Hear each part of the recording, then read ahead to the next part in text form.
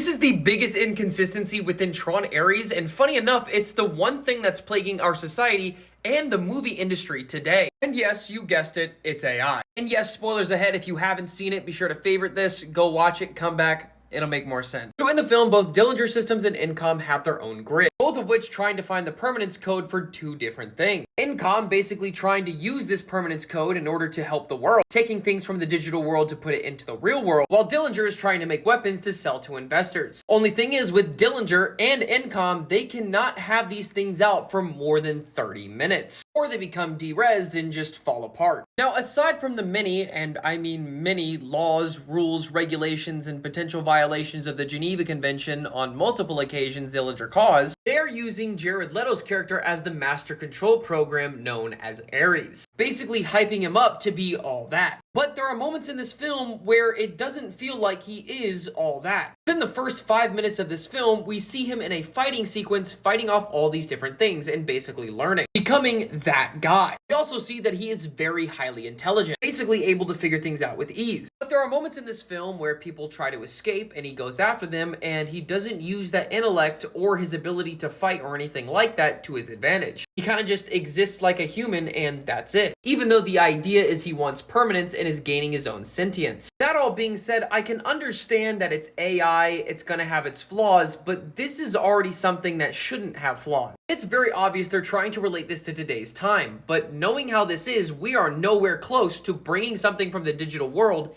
into the real world to that extent. So the way that it's playing out should be undeniably way more advanced. And finding permanence, you would think at this point in time, being able to do all this, you would have already had that. I just find that to be wild that that's not already a thing. Another example are the bikes in the film. Has all the bells and whistles, has a slipstream that can cut things in half, yet can't outrun a Ducati? Make that make sense. These things also can't detect when a non-human is on them compared to someone who's on the grid. They think they're the exact same thing, and I think that's kind of stupid. Apparently both Ares and Athena can't run faster than a normal human. You would think being AI, they'd have the ability to do that. For Dillinger, making it to where that is the case. It all comes down to the question, how bad do you really want it? I think that in itself is why this film story-wise just did not click the way it should have. But that is honestly just my take on it. I want to know from you, what did you like and not like about this film?